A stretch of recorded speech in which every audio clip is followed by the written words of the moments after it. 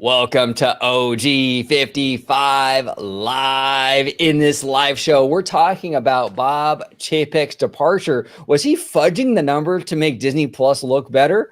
We're also going to dip into the parks in regards to the reservation system. We have a lot to talk about today on OG55 Live.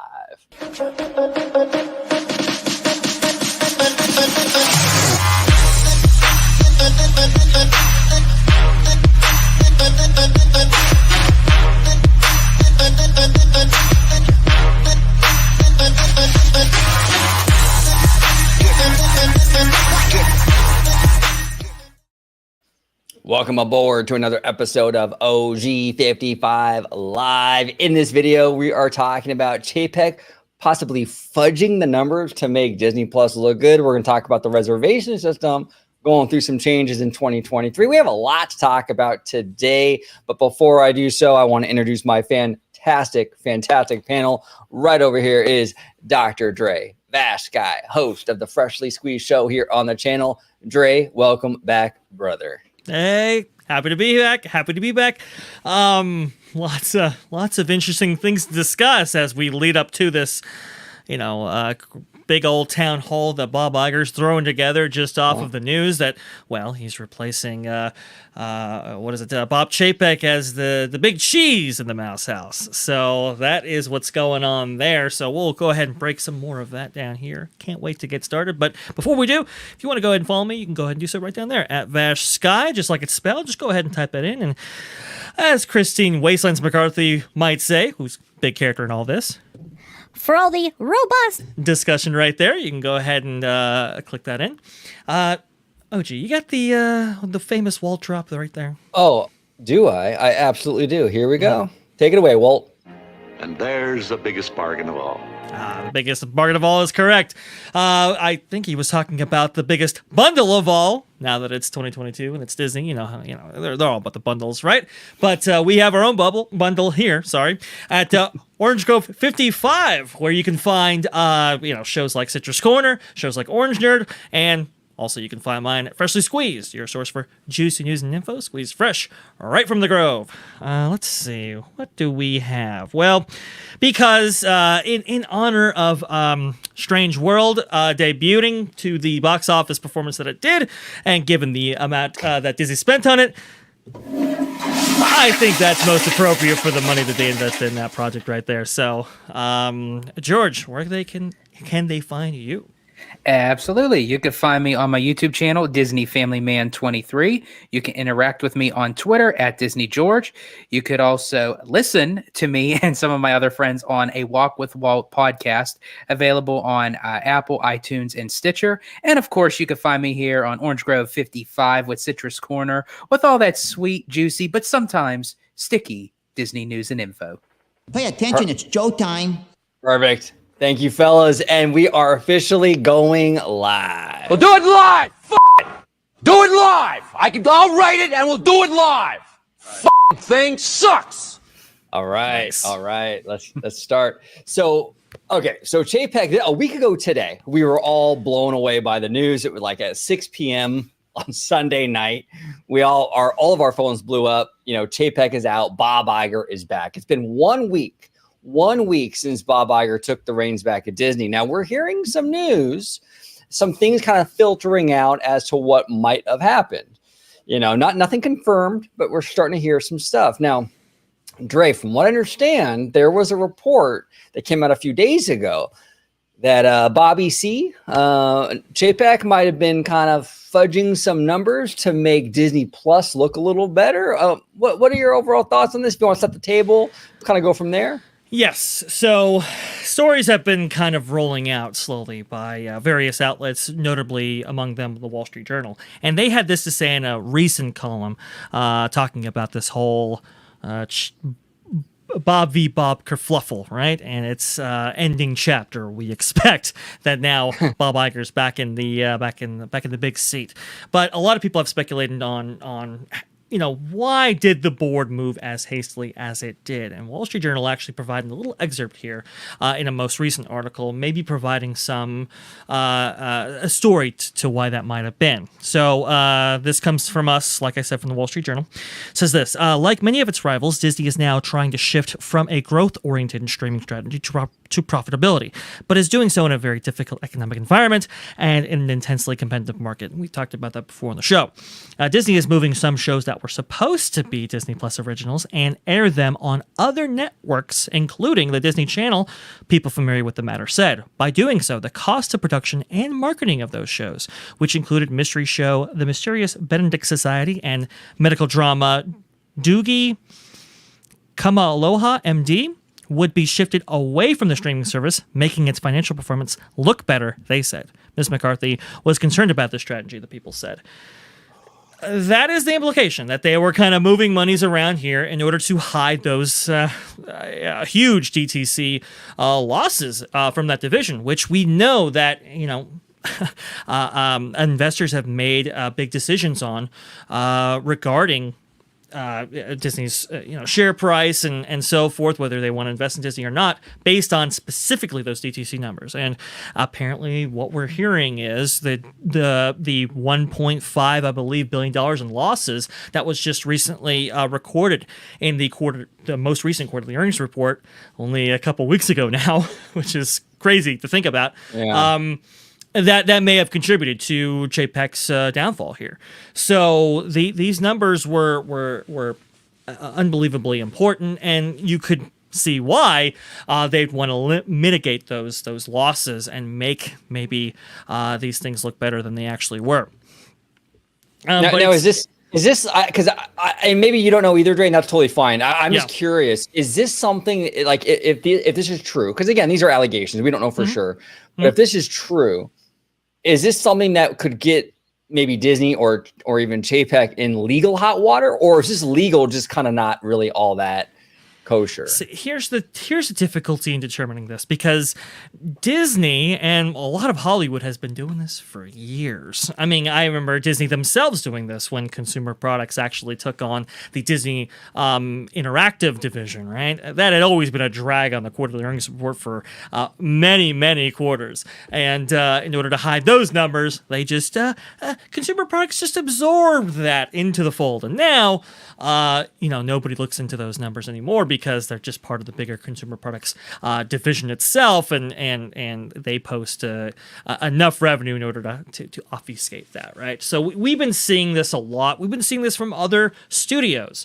So this isn't that big of a, not big of a stretch that they would move monies around in order to deter or defer losses, right? The notable thing, though, is that investors really were tied to those DTC numbers, and that's why it kind of makes this a little bit bigger than some of the other kind of manipulative tactics that these kind of corporate entities would employ. So that's kind of the thing here. But there's two things with that, and I've been kind of struggling with them myself. One is Christine Wastelands McCarthy would know about this, and she would have known about this for perhaps even months, even before this recent quarterly earnings report. Why didn't she say anything before? That's one. The other thing too is Chapek was let go without cause, which basically means that he's entitled to a number of benefits as per his contract that he signed earlier this summer, right? Now, if he was really doing something shady, wouldn't they fire him without cause in order to kind of, or with cause, I should say, in order to kind of mitigate the losses as regards to his contract? Now, you could make the argument that maybe you would fire him, without cause, no matter which way you slice it, in order to avoid Chapek, using mounting a lawsuit against Disney and all this kind of stuff coming out and so forth. It would get a little dicey there. But it is kind of interesting how these rumors are bubbling up, and Christine Wastelands McCarthy is looking like the hero and so forth. It's just very, very interesting. I was having this conversation with Jay from Story Geeks, a friend of the channel, and he was even saying, like, and I think Casual kind of referred us to this too. It's like a lot of these publications are making Chapek seem like the devil. Like they're really putting him down. And they have been since he started, really. Since he started, and this is just kind of cascaded now with him being frog marched outside of the Mouse House in the way that he was. Right. It's just very, very interesting, and there might be something deeper here that we might possibly not know about. There's another theory out there, and I'll get into it in a second, but what do you guys think of that so far? Well, I was going to say, I think what honestly is the most likely is the most simple and easy explanation is that Disney had a bad quarter, right? The last quarter was not good. A lot of, there was a huge sell-off after that quarter. Chapek has a history of throwing people under the bus. He did it with Catherine Powell. He did it with Peter Wright. He's done it before. Right. And he was probably looking for someone to be the sacrificial lamb for the bad quarter. Sure. And who's better than to fire? I mean, who would be the best option for that sacrifice? Well, the CFO, of course. Yeah. So what we're hearing is Christine Waistline's McCarthy got wind of that, and she outmaneuvered him. She pulled the lever first, and she's smart. And Christine Waistline's McCarthy, I didn't even know this until recently. Dre and I were on the phone, but she's been with the Walt Disney Company since the year 2000. Wow. Bill Clinton was president when she started at Disney. Wow. I mean, she's been there a long time, and you don't stay in a position of power at Disney for that long if you don't know your way around some good corporate maneuvering. But I mean, I think that this time, I think Chapek is just as clever with the maneuvering and the corporate politics. I think this time, though, he got, and he met his match, and she got to him first. Yeah. Epic Berserkers with a $5 donation. Thank you so much, brother. Epic Berserker's been a supporter of the channel since the early days, man. Since I was doing solo videos in front of the bookcase. Epic, thank you so much, brother. But he says here, can we see Waistline McCarthy become CEO because of her respect gained from being a rat? What do you think, George? Should we make McCarthy CEO because that respect? Yeah, why not? But I kind of take it as this is a situation that I really think that you could pinpoint one or the other. You could point fingers, but at the end of the day, it's business. Yeah. And it's almost like where it's like a Hunger Games meshed with The Devil Wears Prada, so to speak. Right. I don't know if you ever seen that movie, but it's like if you want something and you're hungry for it, sometimes you have to kind of step on toes to kind of get what you want. And at the end of the day, you could either end up getting what you want, but looking like a complete asshole in the mix of it, So yeah. It's tit for tat, tat for tit. Chapek. Family show, George. Family show. Yeah. No tits here. No tits here. Yeah. Yes, folks, we only have high-class stuff on this show. Right. Well, kidding. Go. I'm sorry, George. I had to, brother. I had to. Go ahead. You're good. I lost my sorry. So Waistline's McCarthy. Yeah, there you go. Speaking of which,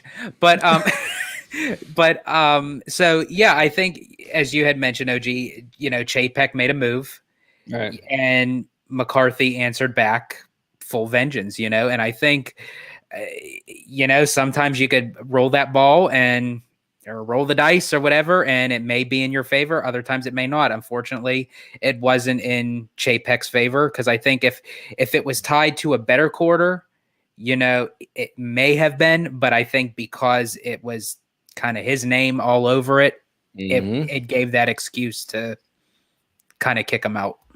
Yeah, and like I said, I think he was looking to use someone as an example, and it was probably McCarthy, and she's not having it. So, more than likely. And I don't think that'll happen ever again. I think involving her, that kind of pretty much just made the statement that, don't F with waistlines. Yeah, exactly. That is very, very true. And look, I will say this, right? I look, I think OG, your theory is as valid as any other, and I actually think it because of its simplicity, right? It might be more valid than a lot of these, rumors of what's going on internally there. Right? I just the open question that I have, at least regarding that theory, is, man, they moved fast. They moved really, really fast. And usually when you have dissension like this, usually there's a little bit more of a process that actually goes down in order to transition from one CEO to the next. This happened over the course of like 3 days, from a Friday when the call was made to a Sunday when Chapek's right there in the Elton John concert, and he realizes this news over his phone while at a Disney Plus event. No, that's true. That's true. But the only thing, the other factor that was involved in that is that we did hear that the board was reaching out to Tom Staggs and Kevin Mayer as recently as over the summer. So maybe this was kind of like the straw that broke the camel's back, maybe. And it's been in motion for a while. But hey, okay, now the quarter came out. It was terrible. There was a huge sell-off, and now we got to act. Maybe, I don't know. But you make a great point. Why the sell-off? I think more so. I think they had a plan B already, kind of stowaway in their back pocket, just kind of waiting for something to crack, like what had just happened. Perhaps. I think that they kind of had an idea, and maybe because they reached out to Staggs and Mayer during the summer, but they really weren't too much into it, them kind of, not wasting time to say, what, let's see if we could reel Iger back in for the time being until we can really truly find a person to fill this seat. Because in my opinion, as I said, nothing against Chapek. I really don't think that the position that he was put in at the time, I think that he could have been groomed properly to become CEO, but during the time that he was just shoved into a whole heap of mess. It's almost like he was set up to fail. Yeah. Almost, right? Mm-hmm, Almost. Mm-hmm. Again, there's a story there as well, and I want to know what it is. If Bob Iger or Bob Chapek release either another memoir or their first memoir, respectively, right? I definitely want to go ahead and read that book. But the other theory that I've heard, and I guess we should probably address it because it's out there. Kamran Pasha, who's he is well respected within some circles, even here in our show here. Ali, I believe, is subscribed to his Patreon and so forth. We like Kamran for the most part, right? He has an interesting theory, and I want to go ahead and put out to you, but it requires a little bit of setup, right? So supposedly, according to him, and again, it's speculation, but what happened between the earnings call and when the call was actually put towards Bob Iger, right? Because I mean, the between the earnings call and Chapek being removed, that was like 10 days. It was a very kind of short time span, right? Well, the big news story, at least in the financial world, was the downfall of FTX. And for those people who are unfamiliar, FTX is a big cryptocurrency exchange. And it had a lot of ties to big corporations, to big celebrities and so forth. And let's just say a lot of people lost billions and billions of dollars worth of assets. He speculates that Disney might have invested some of their assets in FTX. And when that actually went down, Kirsten Waysons McCarthy, who might have been part of that, apparently she didn't want to take the fall for that, so she threw Chapek under the bus first, and causes that kind of quick reaction from the board. It's an interesting theory. There's a couple of things that kind of maybe lend it credence, at least in his mind. One of those things is why the talk of Apple buying out Disney, right? If you had some real big cash flow problems and you wanted them to go away, then a buyout from a big corporation like Apple would make those things go away, right? If you had those problems underlying. It's an interesting theory. Another thing is apparently in the case involving FTX, I guess the judge actually made the people involved who were investors and so forth, I guess he made them anonymous if they wanted to be. So that would kind of, obfuscate who was actually involved in that whole process. there's a number of things, and I'll go ahead and share the video in the chat if people want to go ahead and know more about this. And he can probably explain it better than I could. It's an interesting theory. To his credit, Disney did get involved in cryptocurrency around August, September of this year, which is very, very interesting. I had no idea of that before I actually heard that show on Midnight's Edge with this kind of theory explained there. But I looked up articles myself, and he is correct. They did get involved in cryptocurrency. Not FTX specifically. They weren't mentioned in any of these articles, but they were.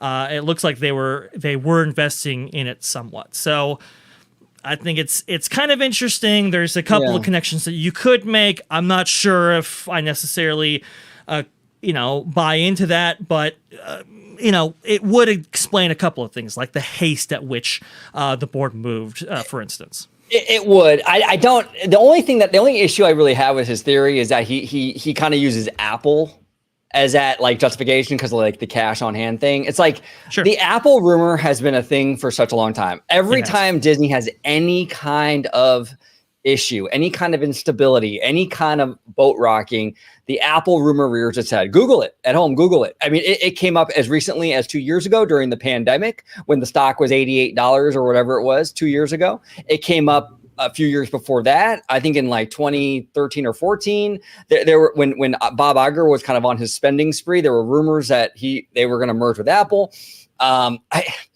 It was even in Bob Iger's book that he had interest in doing it, like even when Steve Jobs was alive. Right. This has been a thing for a long time. So I don't necessarily think, out of the blue and the Apple rumors, that must mean the FTX. That I don't necessarily buy that. I don't necessarily buy that justification. I don't necessarily either. It just brings upon the question because Iger is coming back. And we know how much he is with acquisitions and deal making and what have you.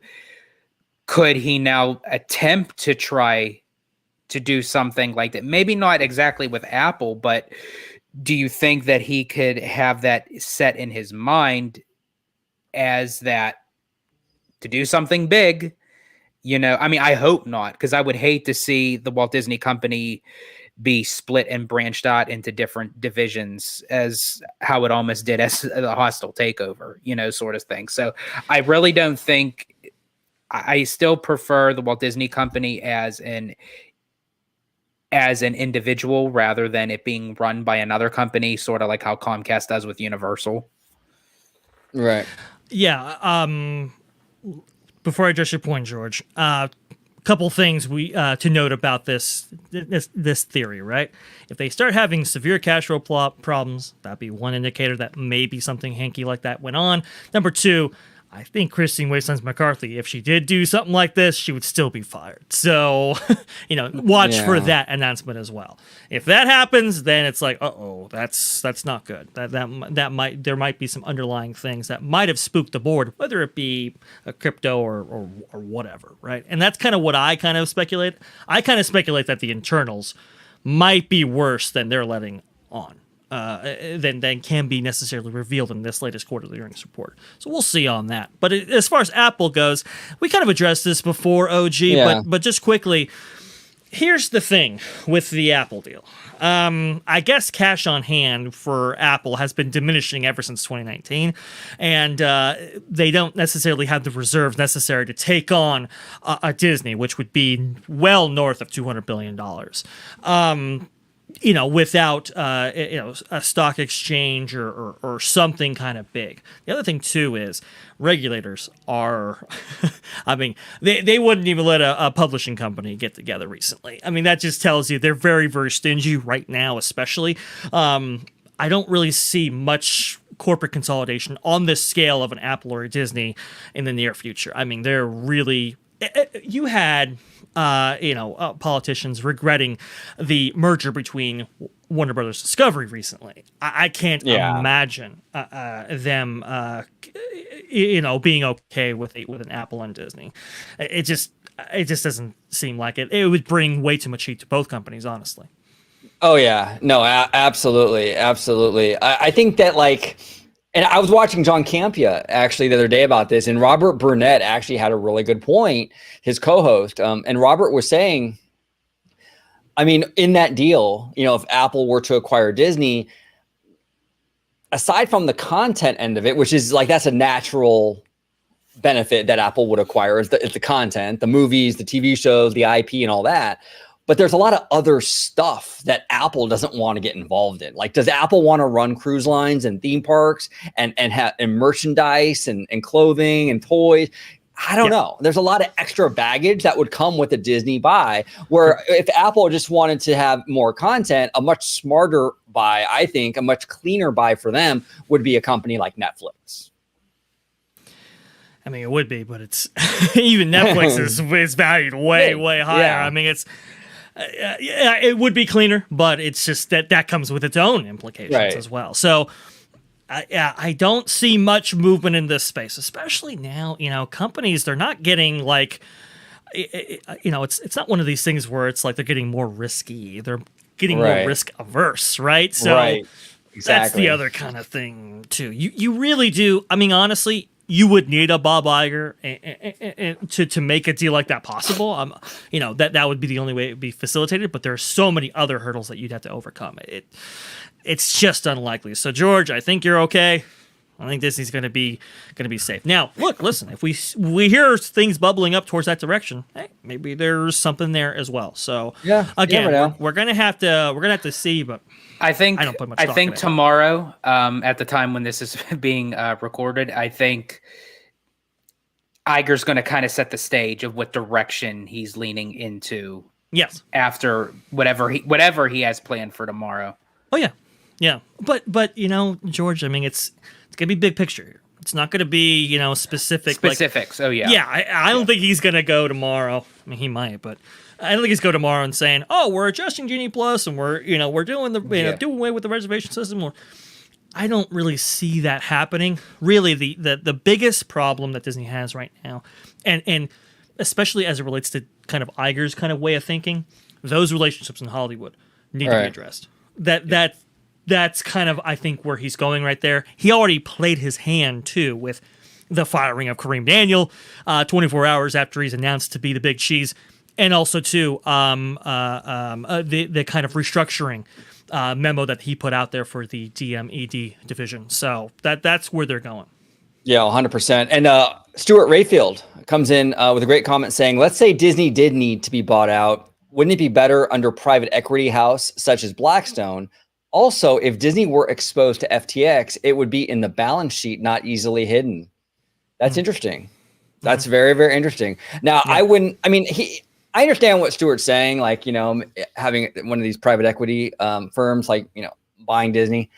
I don't know. It still gives me the heebie-jeebies to even think about that. I don't really like that idea.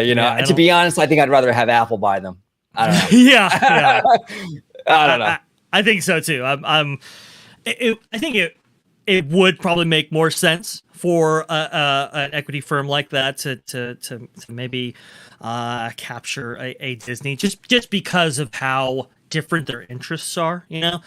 Regulators, they don't want like a studio teaming up with another studio or technology companies teaming up with a media empire, right? They don't like those kind of moves, but maybe a private equity firm, it's possible.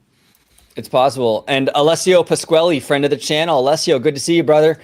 Says, I don't think Chapek fudged the Disney Plus subscriber numbers, but he did try to make Disney Plus look like their non-franchise shows were hits by airing them on Disney Channel, ABC, and Freeform and it shows. Absolutely, correct. Alessio. Mm. There was a shell game going on there. Absolutely. Yeah. Absolutely. And Cameron referenced it in his video. Hollywood does that a lot. The difference here, though, and we OG, I made this distinction kind of early on, right? Investors were making decisions based solely on those DTC numbers. It kind of had it. What is it?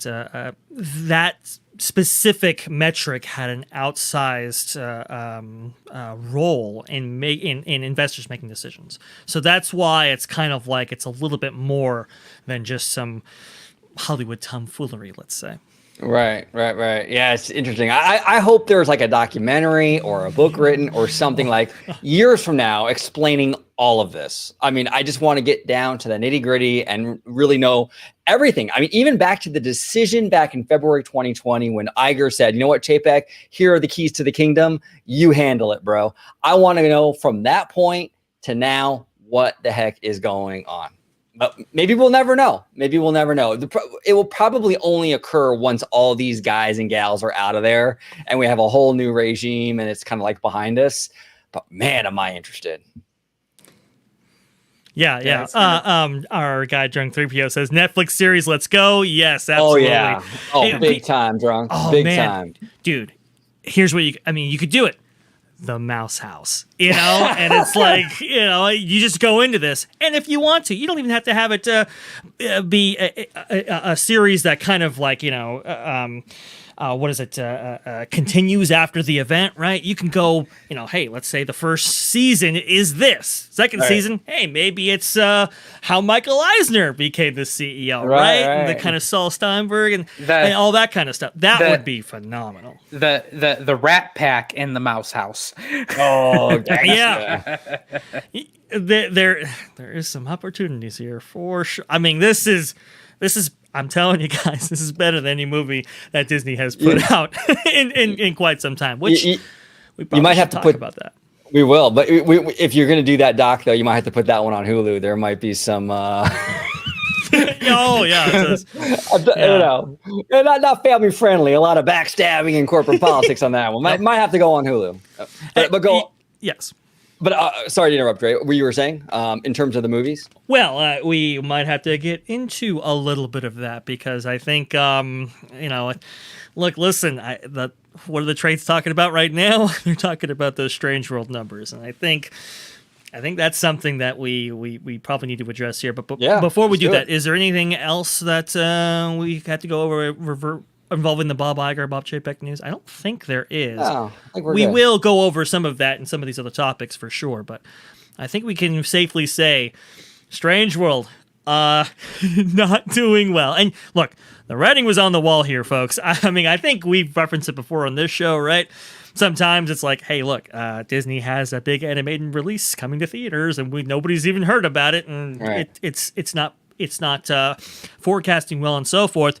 Well, then the news came out of its cinema grade rating. Now, the cinema score, right, is this kind of metric that the industry uses in order to kind of see how well a theater might. How well a film might perform in theaters, right? Right. How well it might leg out and so forth. And traditionally, Disney animated films have done pretty well, right? I mean, every single one of them, going all the way back to Beauty and the Beast, has been anywhere between A+, A-. To give you an example, Beauty and the Beast, A+, Aladdin, A+, Lion King, A+, Pocahontas, A-, Hunchback of Notre Dame, A, Hercules, A, Mulan, A+, Tarzan, A, right? So it's all like right there, right? Right. Well, I think even Chicken Little got an A, if I'm not mistaken. Yeah, Chicken Little. Let me see here. Check it out. A-.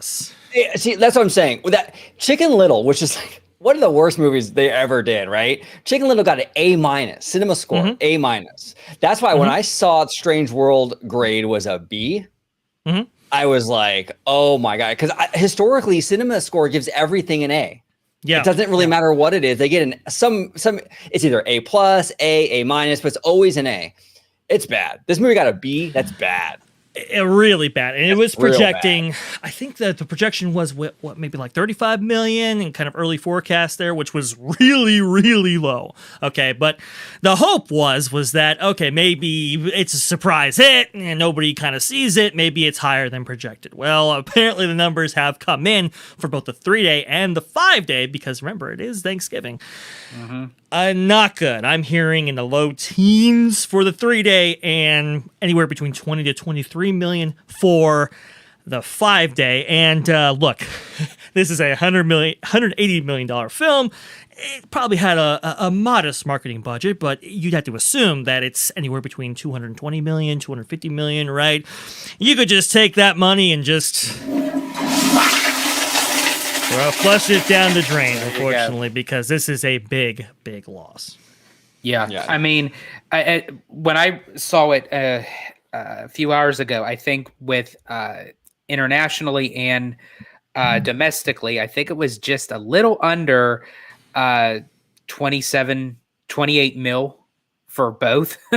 I think it only made a little over 18 mil in the US, and then the international picked up the rest. I mean, and you have to think, this was around for Thanksgiving, and normally you anticipate, whether it's a live action or an animated film, if it is opening up Thanksgiving weekend, the projectile you're used to seeing big numbers. Yeah. And I mean, for it to even open up on Thanksgiving weekend and it fall below a $20 million range, with that in itself is completely horrible. Now the question really, I mean, on everyone's mind is why?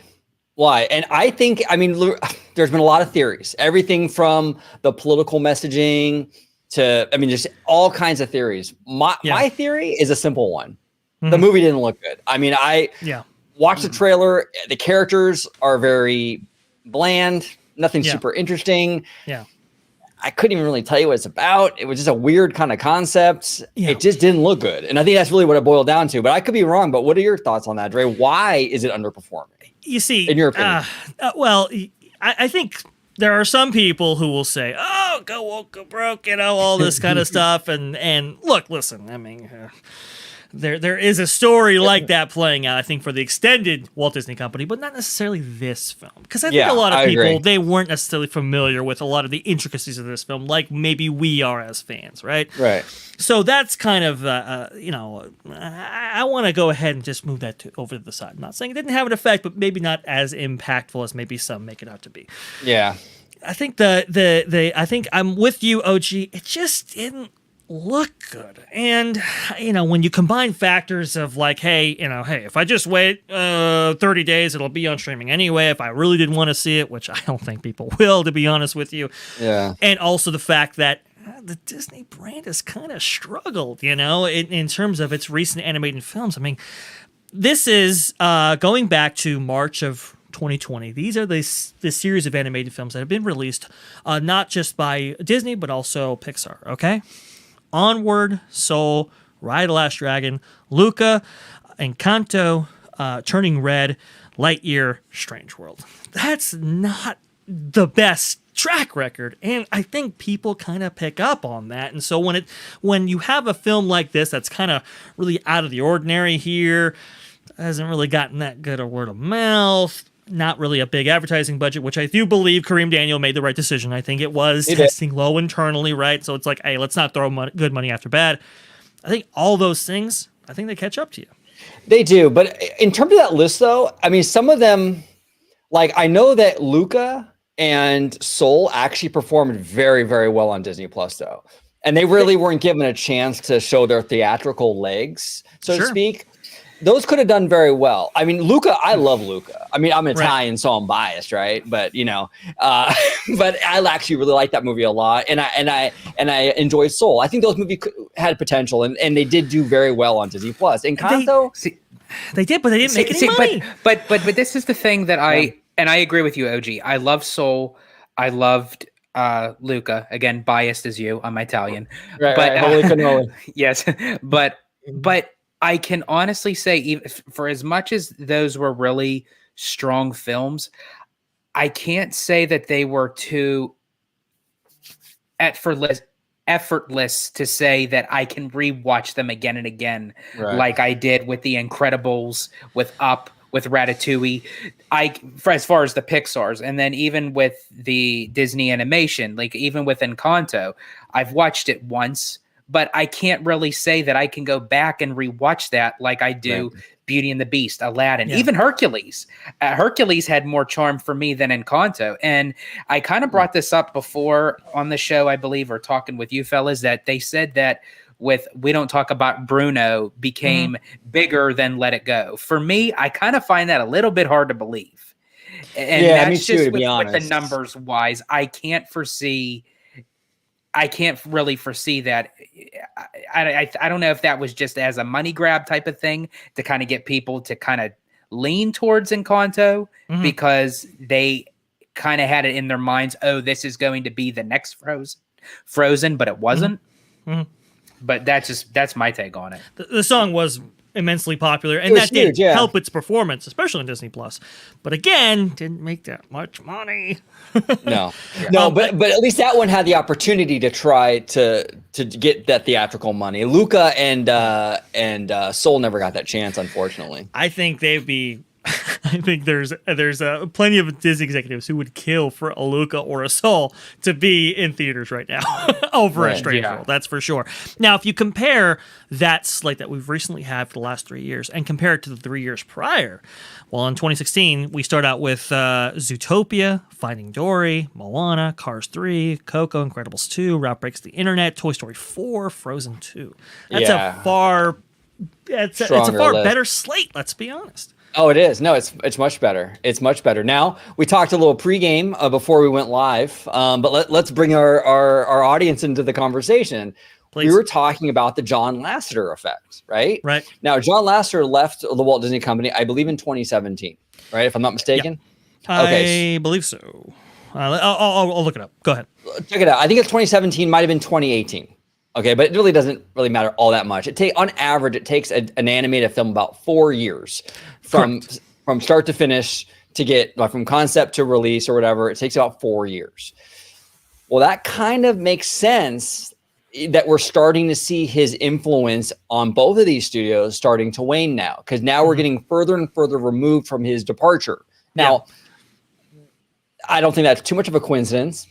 I think, look, here's the thing. I love Pete Docter. I really do. I think he's made phenomenal stuff. Yeah. The issue with Pete Docter, though, in my opinion, is that Pete Docter is a great storyteller, but he doesn't understand mainstream audiences that as well as Lasseter. He seems much more of a guy that can handle maybe some Pixar shorts, some more experimental type of projects. He's not the mainstream guy like Lasseter. Lasseter was really the Steven Spielberg of animation, you know? True. Mm-hmm. And Pete Docter is more indie film guy, and he is, and that's going to be rough.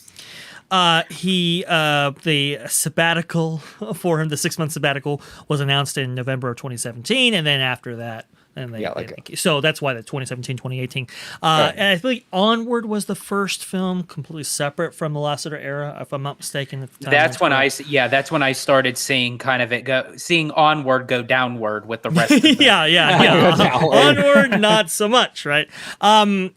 Now look, and a couple of things with this, right? Even if you want to understate John Lasseter's influence, right? You can't understate a couple of things that happened with Lasseter's departure. One is a lot of talent went directly from both Disney Animation Studios and Pixar over to Skydance Animation in order to join Lasseter on his crusade against Disney, right? That is one thing. Number two, a lot of the new talent that was coming out of schools and so forth that would have gone directly to Disney or Pixar or whatever, filled the ranks.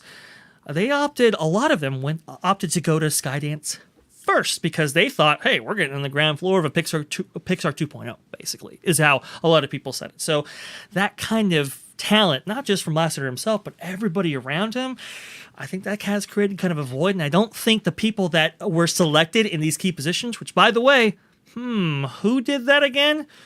Maybe were necessarily the right fit for the choice.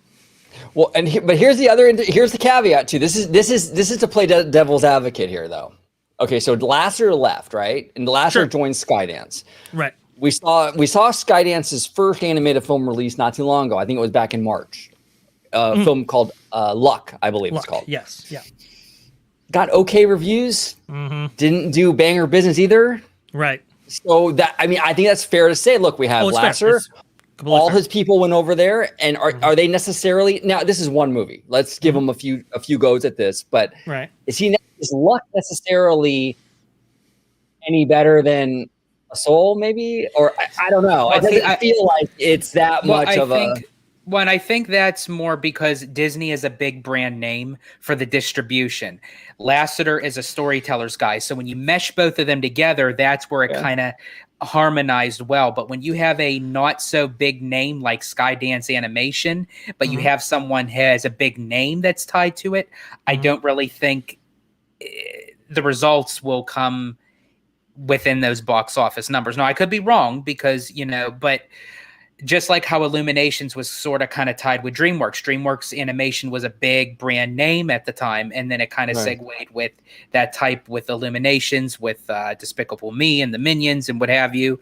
And so I think because Skydance is not yet a well-known animated studio, I think they need a lot more distribution-wise to get the name out, because people like us in the Disney community, or even the film community that, you know, we do a lot of research and everything, we know about Skydance, but if you go out and talk to someone and say Skydance, they're going to say, what's Skydance? I'd never even heard of that. Yeah. No, you won't hear what, you know, most people don't know what Skydance is, but this movie was released on Apple. I mean, It was kind of mainstream, you know. It's not like it was like, you know, this like hidden gem somewhere like on some random site, you know. It was Apple Plus. But did they give a did they have like a big outward marketing push? I didn't see too much of a marketing for what was That's it? fair. Luck? Was it Luck? Yeah, Luck. It was Luck, yeah. Okay, and you also didn't see a theatrical distribution as well. So, you know, maybe it could have played better there. Also, too, you know, John Lasseter had access to a number of franchises that he no longer has access to. It's kind of a new film. I think there's factors at play here. And look, I will agree with you. I think people were expecting better from Luck. Some people I saw who saw it really liked it. Yeah. It just didn't do the numbers, right? And if we, you know, if we're using the metrics here that we have been for previous films, well, we got to use it for this one as well. It just didn't make that much money. It wasn't that successful, as successful as it could have been. But that, I'm telling you, that void that's been left. Oh, it's a big deal. It's a big deal, I think, and I think that's starting to permeate throughout their film slate. If it was up to me, and if it was up to me, and I'm probably going to get canceled for this, I really don't care. I'm going to give you my opinion. If it's up to me, I would bring Lasseter back. I would bring him back. And I wouldn't have him running both animation houses, because I don't think he was 100% great of a fit for Disney animation. He tried to Pixarize Disney animation. Disney needs to be its own thing. But for Pixar, John Lasseter absolutely should come back. In my humble opinion, I think he should. And I just have to add on to that. And the one unique thing about Lasseter was he also was a consultant with WDI. So I think he actually had an impact of, like, as far as that, taking that storytelling. That's a good point. Taking that storytelling in the animation films and bringing it to the parks. And I think with that collaboration, that was how we got Cars Land. And honestly, to me, not even just with Disneyland Resort, I think just as a whole, Cars Land is one of the most immersive lands WDI has ever created. Yes. And just to be fair, because I just told you guys, I think he should come back. So I'm not like trying to crap all over John Lasseter, but I'm just trying to give both sides of the argument. Sure. You're right. His involvement with WDI was great, and it did help with things like Cars Land, but he also pushed for Pixar Pier. So let's just be fair. Chapek era. I get it. Yeah, I mean, you know, if we're gonna, well, but if we're gonna be fair, and I'm probably gonna get canceled along with you, OG, but you have to really think this was during the time that he was kind of hitting the sauce a little bit hard. Oh, that's true. Oh my God, everyone at home, do you guys remember that D23 when he announced Pixar Pier? Oh, he was. Yeah, he was. Yeah, he was sauced. He was sauced. I'm sorry. I have heard a lot of rumors regarding this, especially from people that we know who have been connected to this. Please, I was there as he was talking. I was smelling the grapes.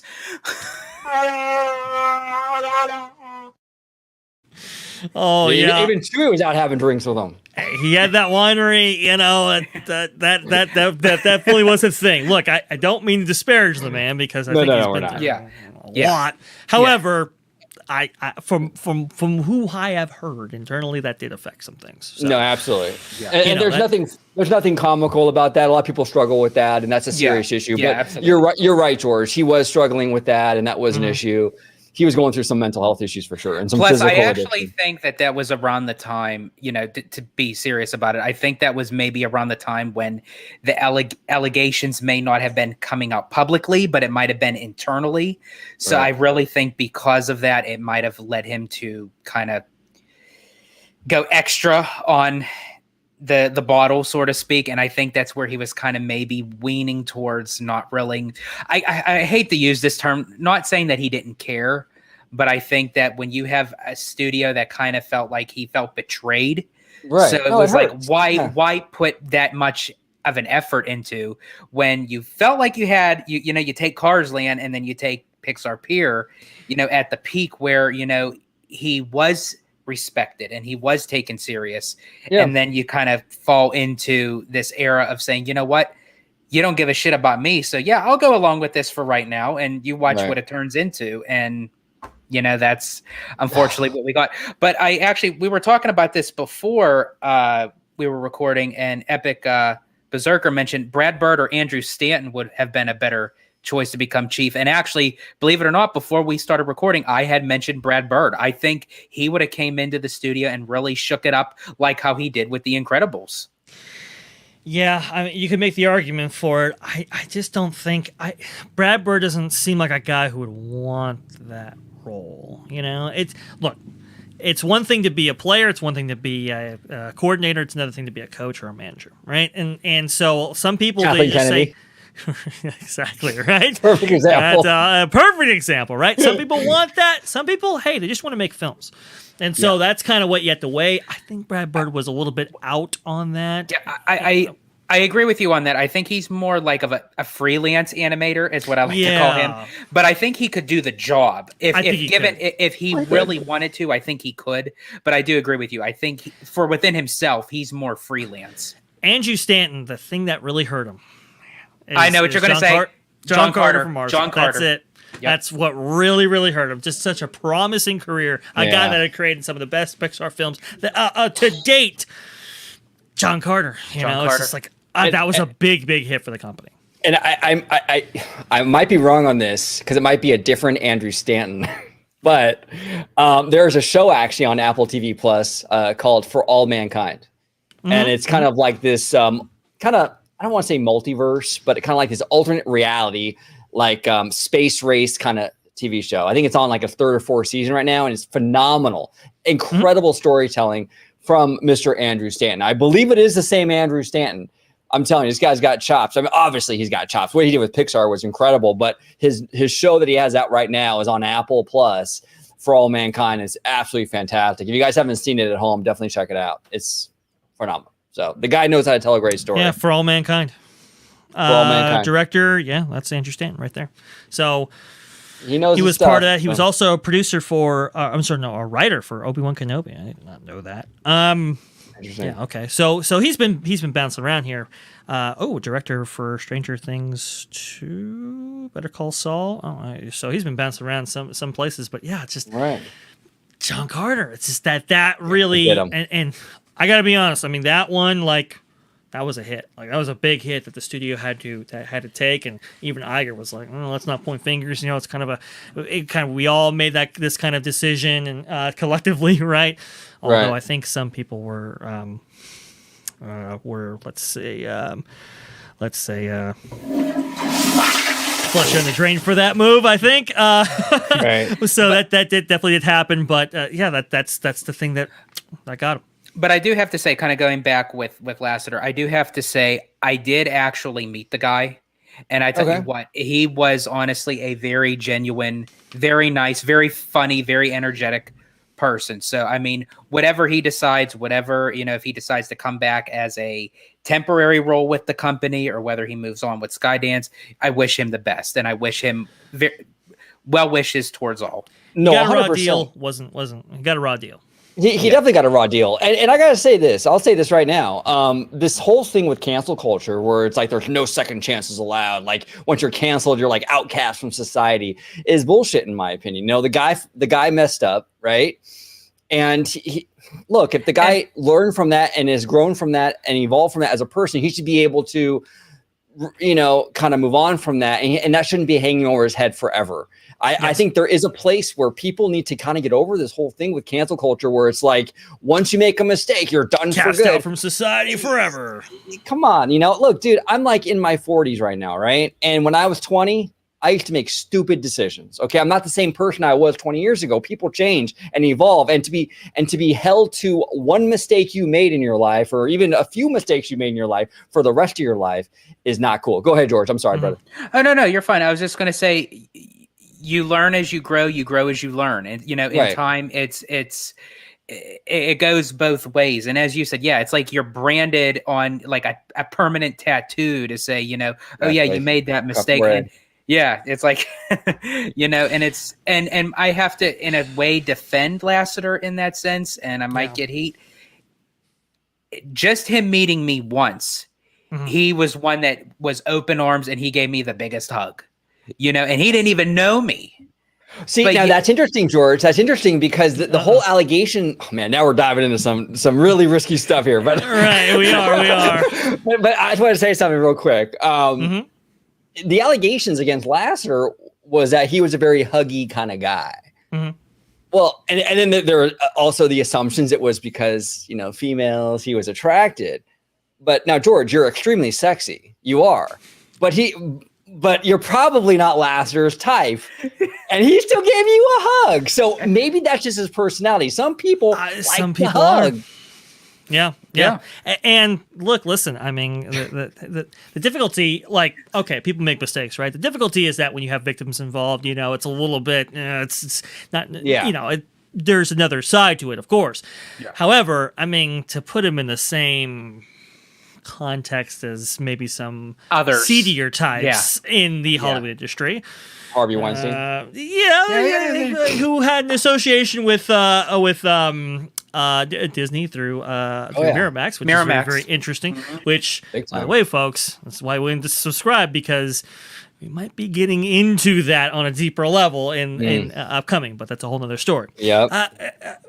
Look, it doesn't deserve to be associated with that, I don't think. And listen, if it's hugs, that's a different. I think that's a different kind of thing there, and it's a different. I think what happened. Different severity. I think what happened with that, everyone was so much up in arms because it was around the time when the allegations with Harvey. Right. So it was like everyone was like, "Oh my gosh!" It starts to get people thinking, did they have something else going on? Yeah. A bigger agenda, so to speak. But really, I don't think it was. I think it was just a bad placement at a bad time for Lasseter. Well, yeah. And if there was more than just the hugs, it would have come out.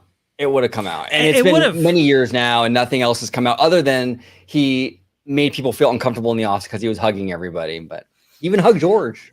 So, and from what I understand, he hugged a lot of people. I saw him in documentaries where he was hugging guys and gals. It was all, whatever. And I don't know. I just a raw deal. Yeah. But we will get deeper into that, I think, on another episode here. See, that's what happens here, folks, at OG55 Live. You don't know which direction it's going to go. You never know. Different places, right? But now that you talk about John Carter, George, this is kind of what has me kind of worried for not just Disney itself, but I mean, look, listen, we're kind of a parks channel, right? I kind of get worried about the parks because these are some big losses here between Strange World, between Lightyear. The company really has to take on these, and where do they usually go when they need a windfall of cash? Well, they usually go to the parks, and so that's why if there was any if there's going to be any delay in some of the changes that we are kind of hoping for from this kind of second iteration of the Bob Iger era, I think we're all kind of hoping for changes to some of these kind of nickel and diming tactics that they've kind of employed lately, maybe getting back, a relationship with Mears and so forth for Magical Express. But all those things, will cost money, either if you take services off that you charged for, or if you add on services and include them, right? It all has a cost. And when you have to incur these losses the way that they are at the studio division, what's the incentive to really drive away from some of these tactics that we're seeing in the parks right now? Well, and that's actually a very good question, because there are certain aspects that the studio and the parks tie in together, as you had mentioned, Dre. And actually, you and I spoke on the phone a couple days ago where it kind of segued us into talking about Avatar 2. And I think that is a big question, because now this film right here is going to really depict of, I think, not even just moving forward in the studio brand for the Disney company, but also kind of interchanging a popular film and putting it into the parks. Because if Avatar 2 flops, it's pretty much a done deal. We're not going to see 4 and 5. They already just wrapped up number 3. So we're going to see 3. So if Avatar 2 is going to take a hit, obviously 3 is going to. And they already had land kind of set aside for the sequels to come out per James Cameron's request to wait. But I don't know if they flop. I don't know if they would put more money into Pandora, because as I was mentioned to you over the phone, Dre, that I kind of thought about it of why the first Avatar was such a big success. And after it made so much money at the box office, and I would hear people say, I wasn't a fan of the movie. I didn't really care for it. The storyline was so confusing, the characters, blah, blah, blah. And I thought, well, I've met so many people that dislike the movie, but why did it make so much money? Right. And it dawned on me during the time, it was the technology used to make the film. And now we get this technology today. So what is the relevance that number 2 is going to be having that same effect as number 1? Yeah, no, you make a great point, George. And I think that's a big element of its initial success was that 3D curiosity factor. Plus the tickets for 3D are a lot higher too, cost wise, you know? Yes. But the only thing that I can't really make heads or tails of is this movie was re-released. Avatar was re-released like, I think over the summer or last spring or something. Mm-hmm. And it made like 30 something million in a re-release that weekend. More money than Strange World. More money than double Strange World. And I'm like, and this was like sooner after the Pandy even, right? Mm-hmm. How did that happen? And 3D is an old news now. It's kind of becoming a little bit passé, a little outdated. So I don't know what see, DC has it right here. And I was just about to say, DC, you read my mind. Never bet against James Cameron. And that's my thing. James Cameron has some kind of deal with the universe. He just churns out hits, and I don't know. Well, I do have to agree with him when he accepted his Oscar for Titanic. He really is the king of the world, because it's like, because the way he does storytelling, and don't get me wrong, he is a phenomenal storyteller mixed in with technology. My question is, I do feel like Avatar 2 is going to be a huge success, but is it going to be big enough? Because I've heard in certain articles it would have to become the 4th or the 5th highest ranking film of all time just to break even.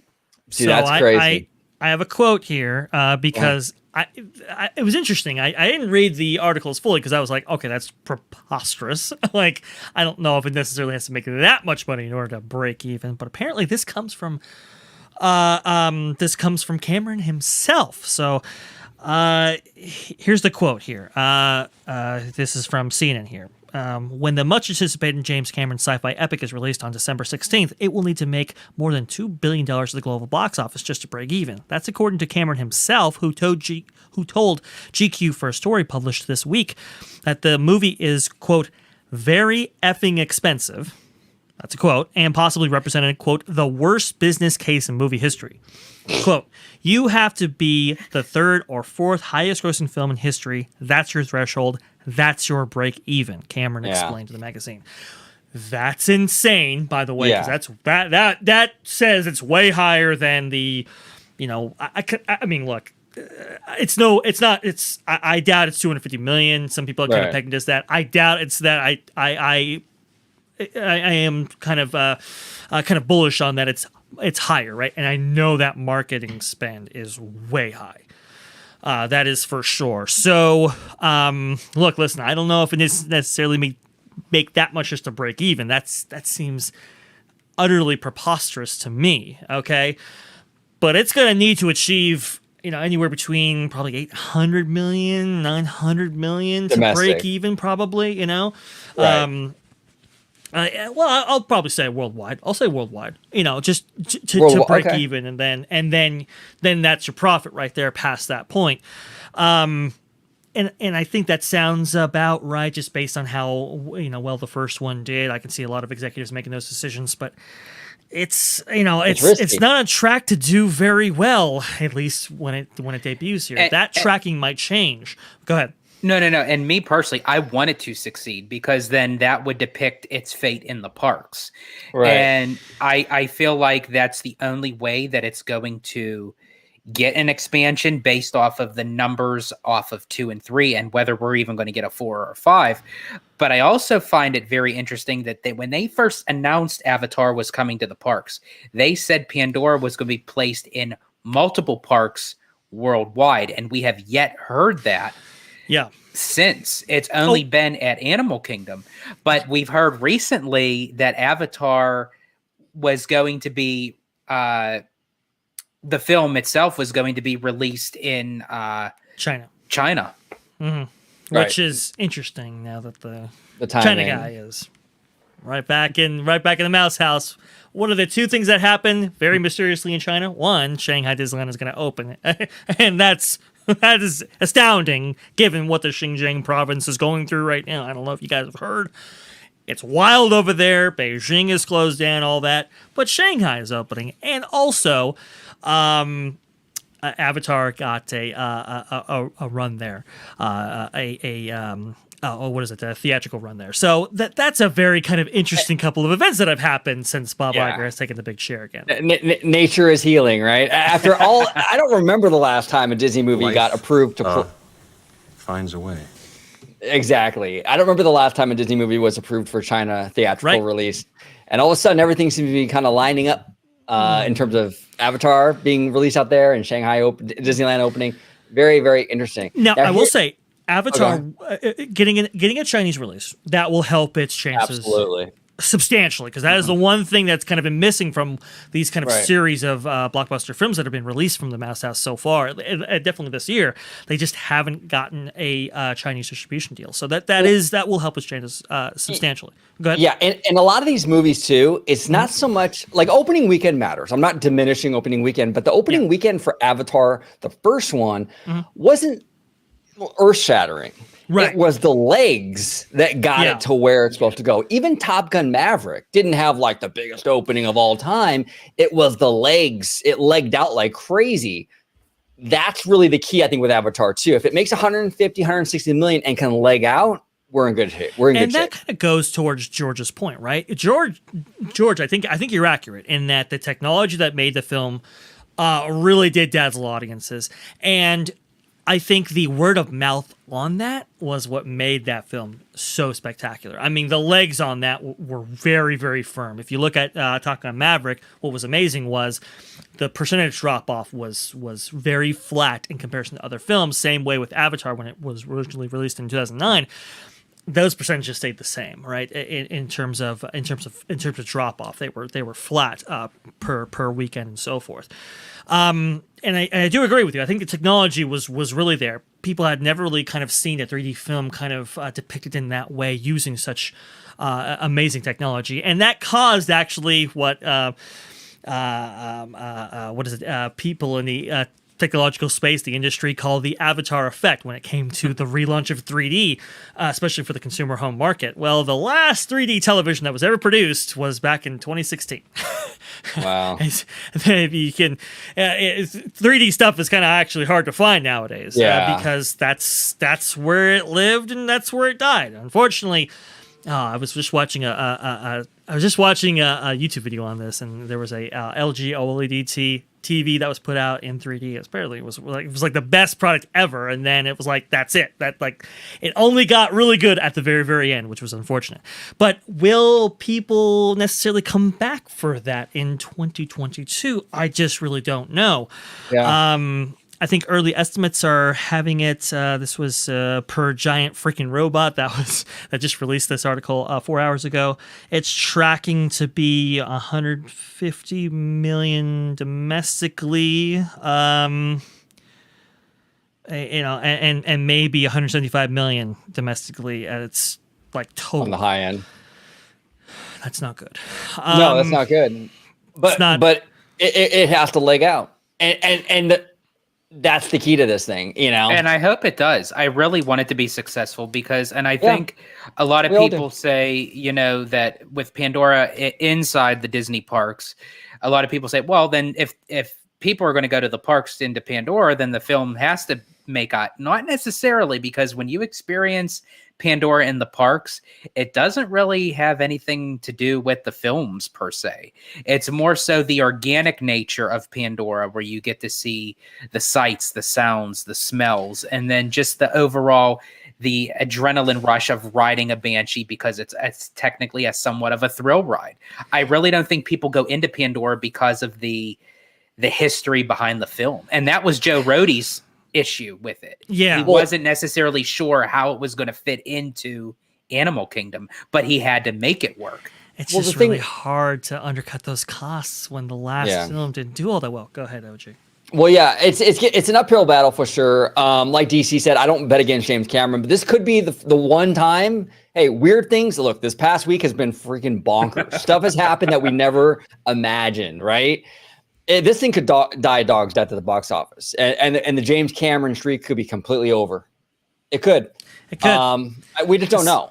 We just don't know. Now, this isn't a terrible opening necessarily, but for this budget, not great. It's not great, Bob. So we're going to have to kind of wait to see. Hey, if it does 160 million, 150 million opening weekend, and there's only a 30% drop on weekend two, okay, now we're cooking with gas. Yeah, right. exactly. So we'll have to just wait. Now, if it opens under 100 million, say this weekend, that's troublesome, and that's possible. You never know. These are estimates. It's 150, 160, only estimates. But also, too, your point, OG, I think, correct me if I'm wrong, I think the opening number before it kind of tallied up for the first Avatar, I think it was around 77 mil, but it was because it was the stretch.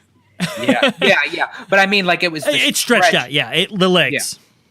The legs is what carried that film, no question, George, for sure. And that's kind of what we've been saying, right? If the word of mouth is very, very good, and it's like, dude, you got to see this, that's awesome. That's great. Couple things that might hurt it, though, from its 2009 release. One is, films, I guess, aren't doing so well as they have been, right? No. It's a lot more expensive to go nowadays and so forth. Economic conditions are different, obviously. What is it? 190-minute runtime, I think is what the... It's 3 hours and 10 minutes. 3 hours, 10 minutes, that's 190 minutes, right? Yeah. That's tough. Couple reasons for that. There are only a couple thousand PLF screens, premium large format screens available in the U.S. right now. Obviously that number increases worldwide, but it's very, very limited. With a 3 hour plus runtime, you can only have so many showings per day. That really hurts when you're trying to saturate those PLF screens that you have available to you. Also, too, subsequent rewatches do get hurt as well. Does a person necessarily want to sit through a 3 hour film again to see it, which was part of Avatar's stunning success back in 2000? Right. And actually, that was my one gripe about, because I went yesterday to see Black Panther: Wakanda Forever, which that runtime was 3 hours. And as much of it is a good movie, of what they had to work with, to the untimely manner of Chadwick's passing. Yeah. I think they did a really great storytelling beyond, his character and the arc of his sister and his mother and what have you. But I mean, as much of it as a good movie it took 2 hours out of the 3 before it actually started to get somewhat of a pulse. Wow. I've heard pacing issues. I have heard pacing issues. The pacing issues was very kind of bad. That's rough, man. That's rough. 3 hours is a long time to be in a theater, and even in good movies, it's hard for me to do that. And that's why, not to go too far off the beaten path, that's kind of why I'm a streaming guy, because I can watch a little bit, pause it, go have some dinner, come back, watch more, and I like that element of it. But yeah, 3 hours just sitting there and just that's tough. Rough. It's tough. I mean, it's a hard sell, and it's definitely a harder sell to kind of convince people to do it again. And again, like I said, guys, I mean, we only have, I think it's like 25, anywhere between 2,500 to 4,500 PLF screens available in the States right now. And you do the math. You're only doing 3 showings per day. Multiply that out. That's tough to get to those big numbers, and I think a lot of people are going to want to see it on those PLF screens. Hopefully, please, Disney, please, for the love of God, at least for this film, please mitigate your costs. please keep this in theaters longer than 30 to 45 days. Please, because I think it's going to need it. They're going to have to. Yeah. Well, I think they will, because this isn't just Disney's call. James Cameron holds a lot of weight. True. Yeah. Thankfully, I think in this case, keep it in theaters. It's just for a little while. It's you never really know with these things, and I think they will if it does leg out, right? If those drop offs are small, I think they will. But we'll see. We got to give this a chance here. There's just a lot of costs racking up, and I think this. Oh, go ahead. Well, I was just gonna say, I think that's the issue too. A lot, like right now, is that we're kind of like the transition between like this like pre-COVID world, yes, kind of like this pre-streaming kind of situation, and then today. So you have a lot of stuff that was budgeted for like the before times that's now coming out in the after times. Right. And there's going to be that gap. It's hard. Now, I think going forward, they're going to rectify that for sure. But as of right now, look, they're going to budget films differently going forward, Bob Iger's even said it. Exactly. But right now, they're stuck with films that were budgeted from like 3 and 4 years ago, before the pandemic, before the streaming thing really took off. It's leading to some major problems. The chickens have come home to roost, so to speak.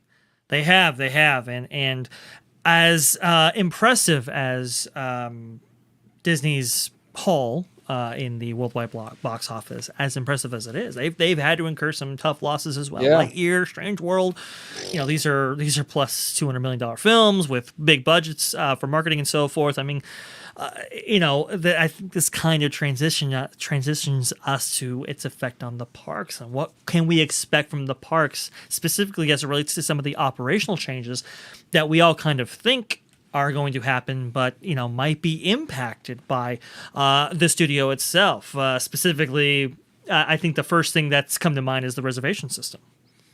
Yeah, the reservation system. Well, George, you're the Walt Disney World guy. From what and you suggested this topic to me, so I'll let you kind of set the table. What's going on with the reservation system, at least over in Walt Disney World? So yeah, as far as for Walt Disney World goes, there is talks. As of right now, these are just rumors. They're not 100% sure if this is going to go into effect. But what they are saying, and WDW News reported that starting early in the new year of 2023, for Walt Disney World, there is going to be some tweaking, subtle changes to the park reservation system, for which they didn't really disclose too much, but it would be very, the term that they used was very subtle in order to be able to make those park reservations. It's less intense, as if you will. Okay. And they had mentioned that for day ticket guests will be able to park hop anytime during their length of time of using their tickets. They will not have a 2 p.m. Start off to switch from park to park. Now, for annual pass holders, they still will be restricted to a time block, but it's going to be earlier than the 2 p.m. Okay. Yeah. So there's an article. This comes to us from www.magic.com, who says significant changes to the reservation system in the works here. Based on significant pushback from guests on the current reservation system, much of the existing Disney Park Pass system will be removed and simplified, providing guests with an experience closer to pre-pandemic conditions. Park hopping will return for date-based tickets at any time and will no longer be restricted to 2 p.m., just like George was saying. Annual pass holders will be restricted, but will likely be able to park hop earlier than the 2 p.m. limit. I'm hearing anywhere between like 11, noon, somewhere around there. Date-based Walt Disney World theme park tickets will no longer require a park pass reservation, with park entry secured upon purchasing the ticket itself. Annual pass holders will still need a reservation, at least initially. I have heard from pretty good sources, from a number of sources.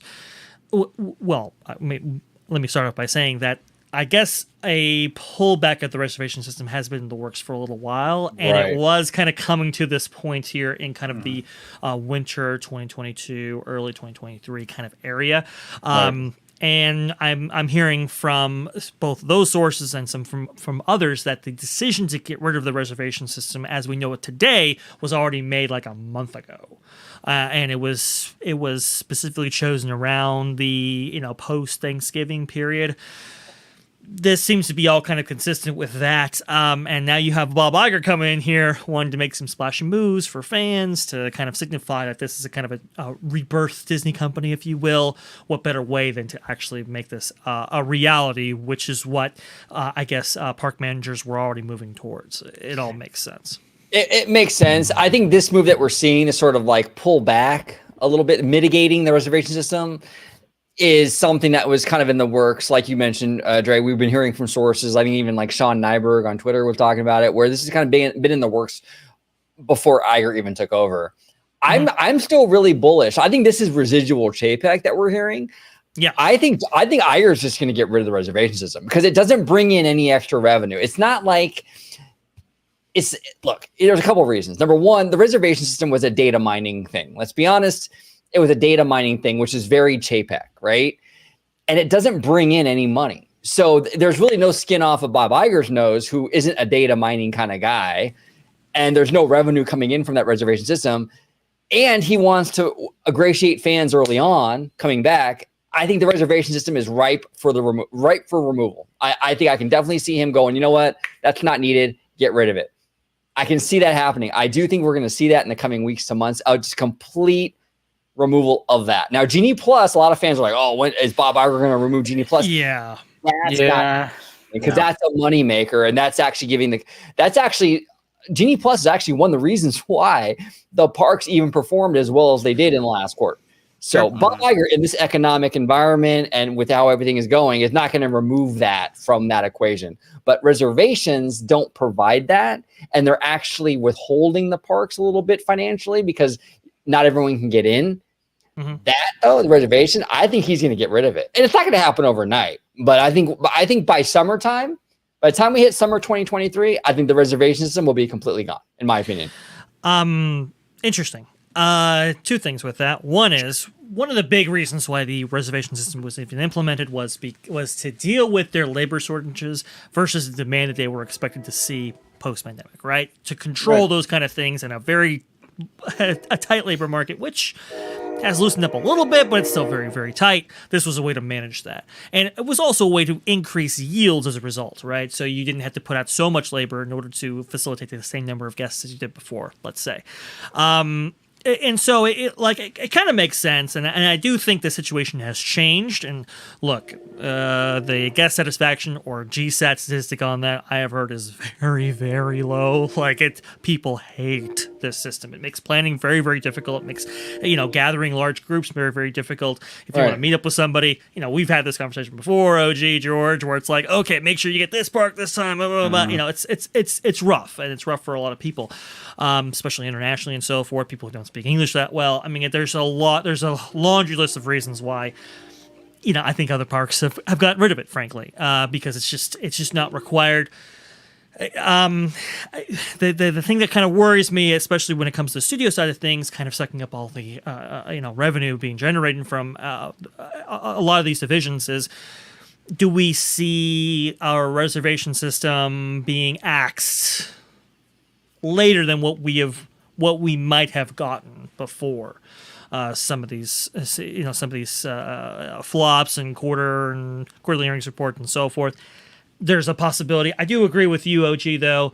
By summer of 2023, I think a lot of these things should be dead. The one thing I think they're going to hold on to, though, is a reservation system for annual passes specifically. And maybe it's not like all or nothing. Maybe it is like, hey, big events, big openings, big holidays and so forth. I concede a system implemented for that specific demo in those instances, but I think those will be offered as well. In some for me, I'm going to kind of somewhat disagree. I do believe that it will be removed. I don't think it's going to be that time frame, because I think, because for me, and I could be wrong, and I will eat the crow if it comes, that because the especially just for Walt Disney World goes, their packages have already been set out. So there's how many people that have already implemented those reservations as part of their package. I personally think that Iger is going to start it at the beginning of 2023 with this notion of kind of scaling it back for that whole year, before the 2024 packages come through. I think at the start of 2024, that's when he's going to remove it entirely. That's an interesting point, because in Walt Disney World, you have a much more tourist-based kind of economy over there at Walt Disney World. So these things are planned well in advance.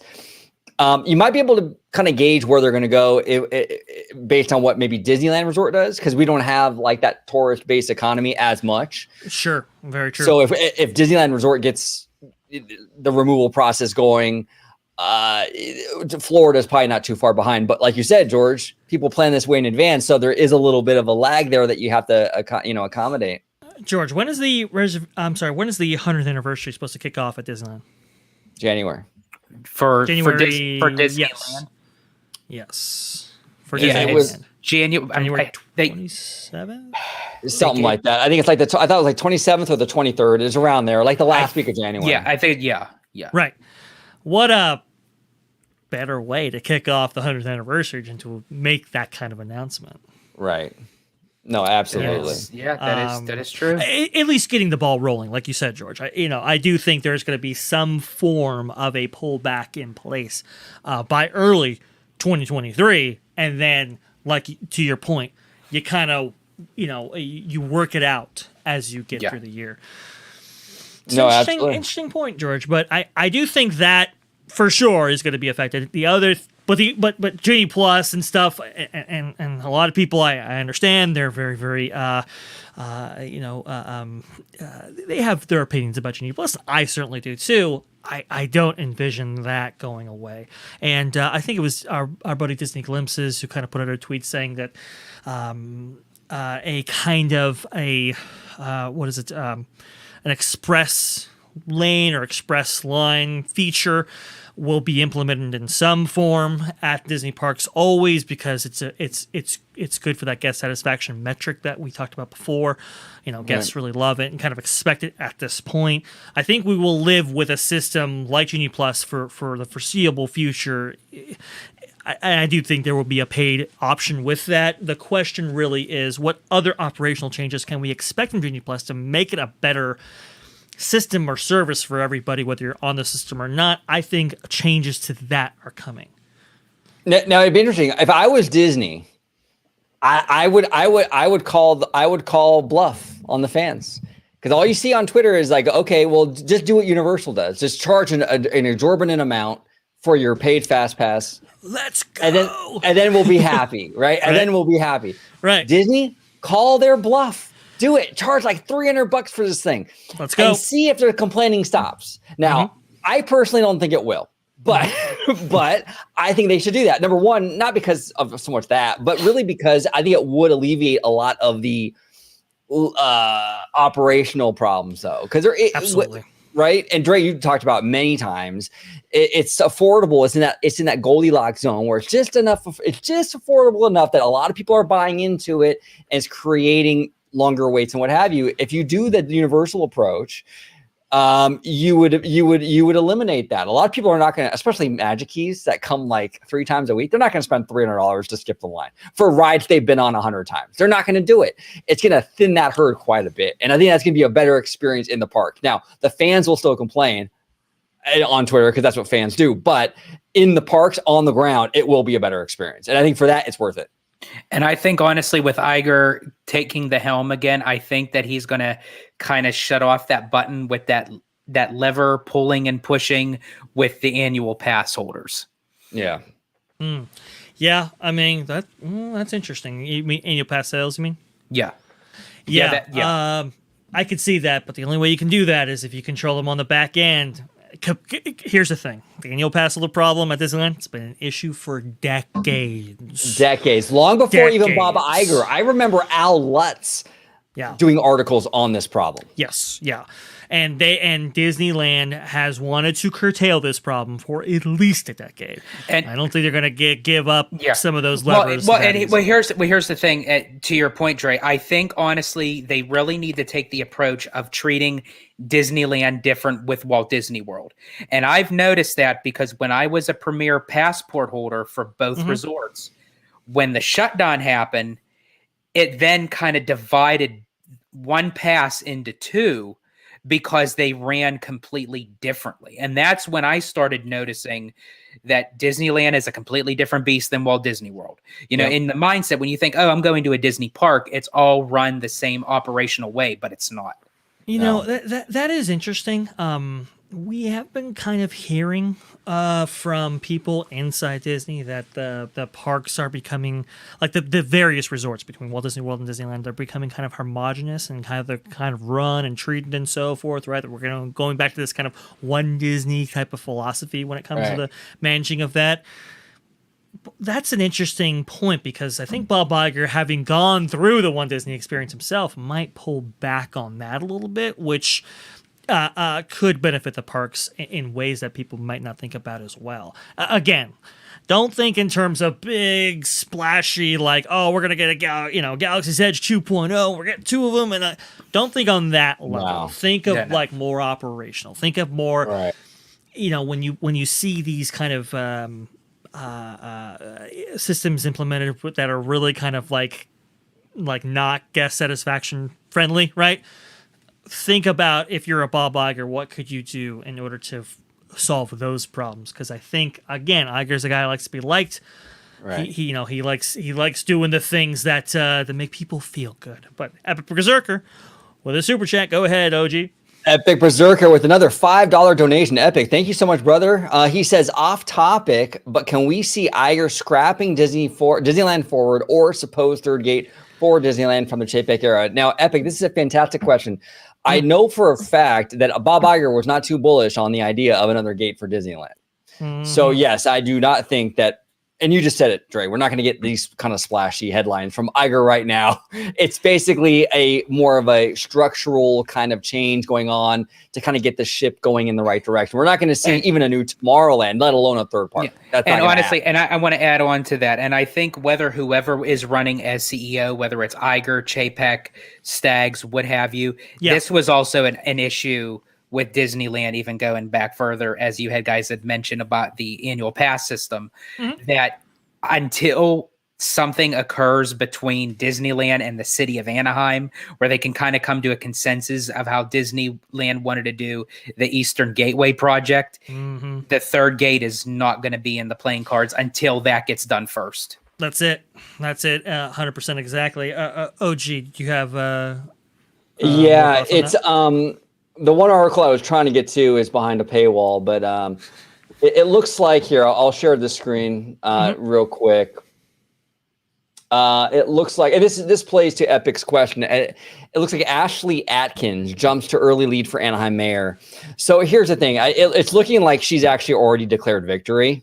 The one article I could find on it is behind a paywall, unfortunately, but she is, look, I don't want to prejudge somebody. Okay. I don't want to say like for sure she's going to be anti-Disney, but her victory speech was not, it didn't really play to the idea that she wants Disney to expand. Let me put it that way. She was very much focused on the residents and the small business and that element of Anaheim, which is good. There's nothing wrong with that. But I guarantee, sorry, OG, I just have to throw this in there and you can continue.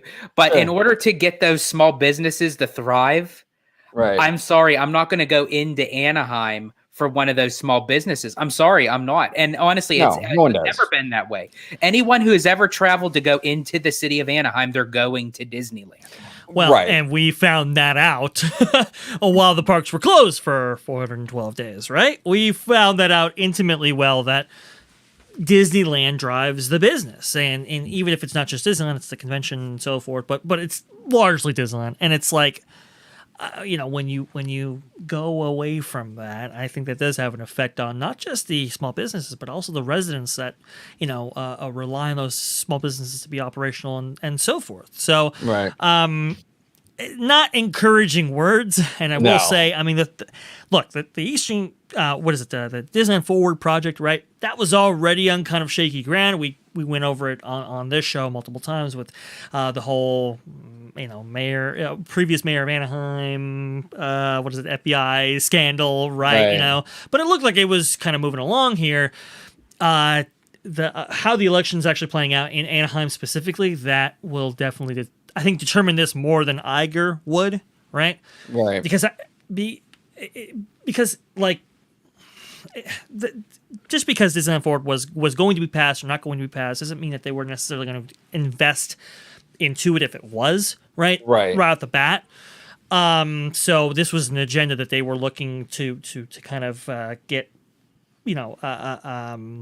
solidified in kind of this like the 30-year long-term vision for the Disneyland Resort, right? I think it's still, I think it's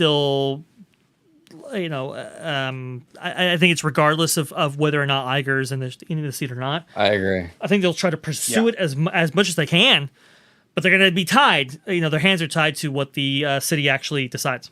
Yeah, no, it's fascinating. And this is the thing I've been telling fans for a real long time. This isn't just about Disneyland Resort getting a third park necessarily. I mean, that's awesome. I definitely want that. I'm bullish on that. But it's also about being able to use the land around Disneyland and DCA for more expansions. And that's important because we're eventually going to get to a point where Tomorrowland was redone, that Hollywoodland is redone, and there's nowhere else to go. So so the only thing that can drive any kind of new attendance is going to be having to either retheme existing attractions, and I know fans don't like that because then you're touching stuff that's there before. That's risky. That's the holy grail. Right. And that's risky because then you risk the idea of like, we're going to turn Tiki Room into like Moana, right?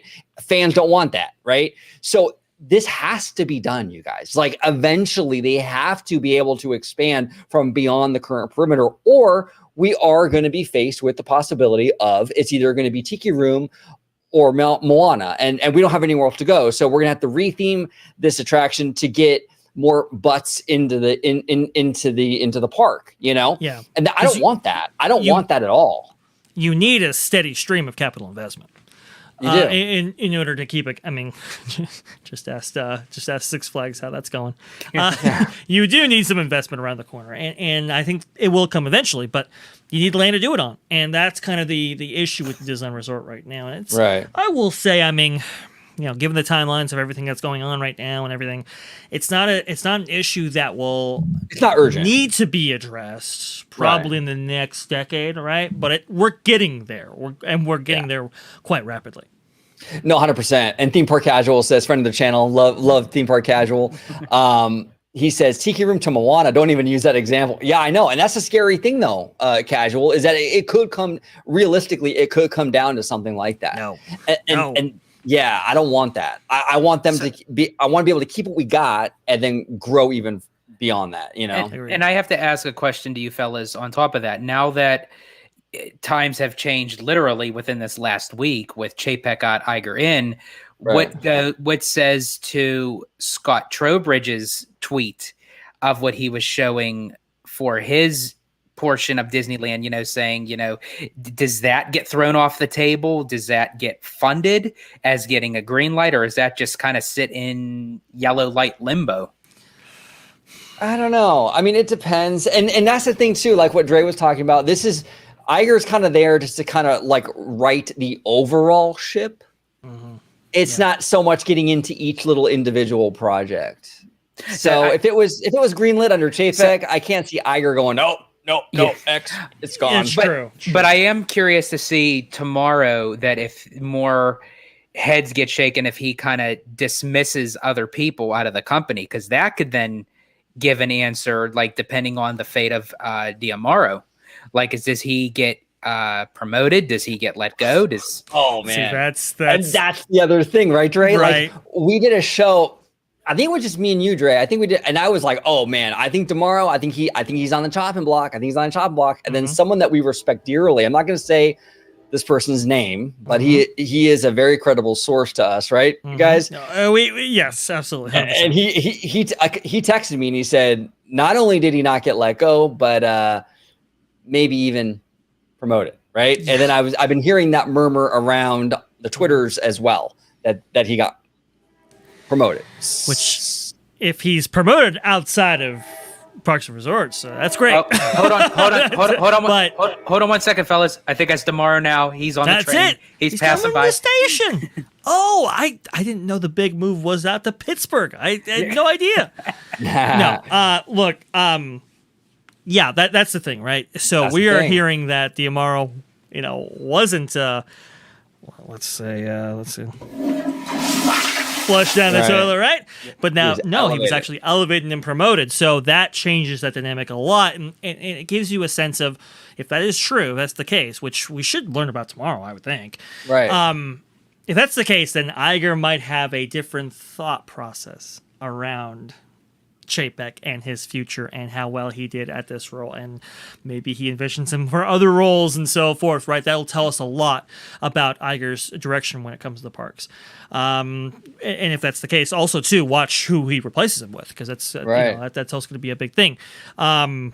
So that's kind of what's going on here, and like Orange Grove 55 has said, the big picture right now is not necessarily big projects, whether to stop them, start them, or whatever. It's really like, hey, can we get some talent that we lost to WDI? Can we get them back into the Right. fold? That way, the next CEO has a full slate of cast to work with when Exactly. it comes to WDI, right? Well, and it's like we don't reestablishing even those have, relationships in Hollywood as and well. as far as I know, that we don't even have a set president for WDI as of yet after Bob Weiss. No, we do. Barbara Boza, I believe her name is. Did she officially take the helm? Yeah, she's been there. Yeah, she took over. Yep. Okay. Yeah, I think her name is. I don't know if I'm pronouncing it right. It's Barbara, and her last name is like Bouza, I believe. I think it's Boza. Yeah, but she's in there. Watch what happens with her, because that'll also tell you some stuff too. I think some of these key positions in these head roles, let's let the Pete Doctors, the Barbara Boza, I believe. the Bozas, the Jennifer Lees, the Zach Ridleys, all that. Like, watch these cast of characters here, 'cause Right? if watch where they go, watch if they're fired, watch if they're transferred, because that'll tell you a lot about what Iger really sees as his vision for the company. Yeah, and he kind of used Disney Cruise Lines as kind of like an analogy of like what's going on and what to kind of expect with Bob Iger. It's kind of like, let's just say, okay, we have the big ship, right? The Disney Wonder, right? Sure. And it veers off course. The coordinates are all wrong. Bob Iger is now the captain. He has to get the ship back on the correct coordinates. His job isn't necessarily to manage the menu at Tiana's. Right? That's not like why he's there. He's there to get the ship back on the right coordinates, to manage the people that are driving the ship, the maintenance, all that. It's not to necessarily go in there and go, well, you know what? I don't know, the lemon chicken, I don't know if that's the right call for Tiana. Maybe we'll go with that. Well, that's even just like at the expo when he made the announcement for the Galaxy's Edge, but nope, we're building not one, but two. That wasn't, he just did the announcement. I think it's so funny that a lot of people think it was actually Iger that actually set that whole thing up to say, oh yeah, we're going to build Galaxy's Edge, which he had a part of it. But I mean, again, that's just him having his face on the company of saying, oh no, Chapek's not going to mention this. I'm going to mention it. Well, from what I understand, it was heavily impacted by Iger, but you're right. That's a big investment. That's the big dog's going to make the announcement. Yeah. It is also telling too. Where does he give his interviews? Where does he give his publicity photos nowadays? Galaxy's Edge, right? So it tells you a little bit about that, right? And the one in California. Always California. Of course, OG. Of course, the one in California. We can't possibly go over to Florida. That's swamp. No, he saves that for the NBA experience. Exactly. No, now the prospect of owning a team, now that's changed, right?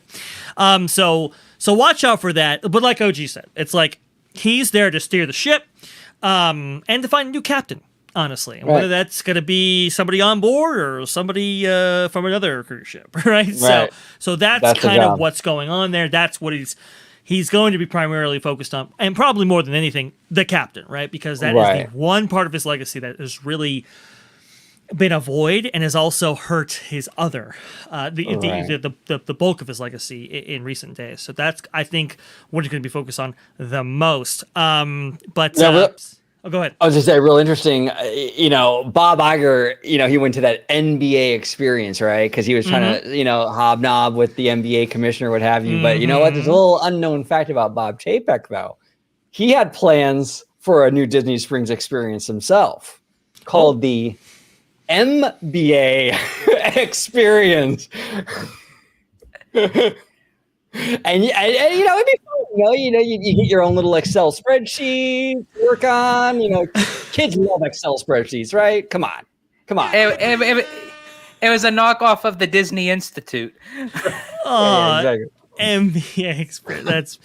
That is great stuff, man. That is fantastic. No, he lived and died by a spreadsheet. That is for sure. And for some people, hey, that works. Results oriented, all that, great. But Chapek, you're not selling widgets.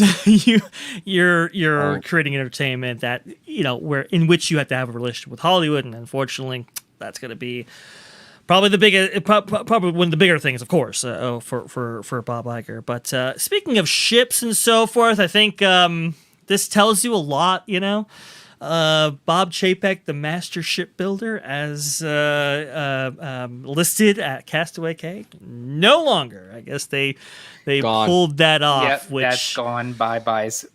We had been hearing real quickly, because I know you have a heart out there, OG. Yep. We have been hearing that the Global Dream. Now, I still think it's a great purchase. Pennies on the dollar, all that great stuff. But apparently, the DCL guys weren't necessarily a fan of that move. But Bob Chapek wanted to be the kind of the second acquisition king, right? Wanted to tout that, hey, I bought a cruise ship, pennies on the dollar. We're going to be able to refurb it and add it to our fleet. Again, think it's a good move, but I guess DCL, like I said, didn't take so kindly to that. So I guess they showed their displeasure recently by taking off that sign at Castaway. Wow. Whoops. I'm telling you. Well, that's the thing too, is Chapek is such a lightning rod for like the fans. He really is kind of like, oh man, I hate to even say his name on YouTube, but 45, former president 45. Yes. Kind of like that, but like at least with 45, there's people that are like super passionate about him. Chapek is just the other end of it. Yeah, there's no base and everyone just kind of hates him. Yeah. So I can kind of see, like, look, I get it. It was kind of a shitty move for them to remove his sign. But the guy is so, like, it's such a toxic thing in fan circles around him. And not necessarily his fault necessarily. Yeah. But it's just like, it's just a negative connotation. I can kind of understand it a little bit. Yeah. I think it makes sense. So, gee, I think it's, and not just with his buying of the ship, but also the announcement of when he brought up the cruise line at the expo, he kind of tried to pull an Iger, like how he did with Galaxy's Edge, and said, "We're not building 2 ships, we're building 3." Yep. No, exactly. Yeah, right. Exactly. It'll be interesting to see, and more answers will be very much revealed probably tomorrow with this town hall. I think, obviously they're not going to stream it or anything probably, but what's most likely to happen, I predict, we'll hear a lot from people who actually attended, right? I think that will be for sure. I think the trades will run some headlines there, but also too, I really do think Iger's going to give that first interview, because I think a lot of people are, chomping at the bit to do that, and what better way to do it than after a town hall or before a town hall with your cast members, with your employees. So exactly. Yeah. Exactly. Well, I just want to say, fellas, it's been an honor serving with you all. A fantastic live chat. I want to thank everybody in the chat. Epic Berserker, Justin Doyle, Royalty Legends, Doc Hart, our buddy Doc Hart, everybody who joined us today. It was phenomenal. We had a great time talking all kinds of stuff. We even dipped into a lot in regards to box office, which I like to do, actually. I like to talk about the film side quite a bit as well. Yeah. But we're going to go ahead and close out the live stream. Dre, if you could let everybody home know where they could find you on social media, my friend. Hey, best place to find me on social media is going to be at VashSky on Twitter. It's right down there, just like it's spelled. Go ahead and type that in. For, as Christine Waysons McCarthy would say, for all the robust. discussion right there. And a robust discussion is to be had, that is for sure. My dear friend OG, my brother, my pal, do you have that drop there for me? I absolutely do. Walt, take it away, my friend. And there's the biggest bargain of all. The biggest bargain of all, that's right. Hey, and look, I will argue that it's right here on YouTube, here at Orange Grove 55, where you can find shows like from my other brother, my pal, my compatriot, my brother from another mother, all of that. His show you can find there, Citrus Corner with our buddy George there, Orange Nerd, the regular Orange Grove 55 show, and my own at Freshly Squeezed, your source for juicy news and info, squeezed fresh right from the Grove. Perfect. And down below, we got Mr. Family Man 23. Mr. Family Man, if you can let everybody home know where they can find you on social media, my friend. Absolutely. And by the way, thank you for that little introduction there, Mr. VashSky. I greatly appreciate it. Of course. But you can find me on my YouTube channel, Disney Family Man 23, if you want to interact with me, as Mr. VashSky always says, with some robust discussions. You could find me on Twitter at Disney George. You could also find me on the new podcast, A Walk with Walt, on Apple's, iTunes, Stitcher, all that good stuff. And of course, you can find me here on Orange Grove 55 with Citrus Corner, with all that sweet, juicy, but sometimes sticky Disney news and info. Thank you Perfect. very much. There we go. Comment down below. If you're watching this in the replay, comment down below what your thoughts are on everything we talked about. Avatar, we talked about the parks, reservation system, Chapek kind of fudging the numbers, what's going on with that, the politics, Wastelands McCarthy, a ton of stuff. Comment down below. Now, I know our buddy Showcase of Wishes is not here today, but in order to honor him, and maybe he'll check us out on the replay, we have to close out the show properly. So everybody have a fantastic evening. See you next time. Take care, everybody.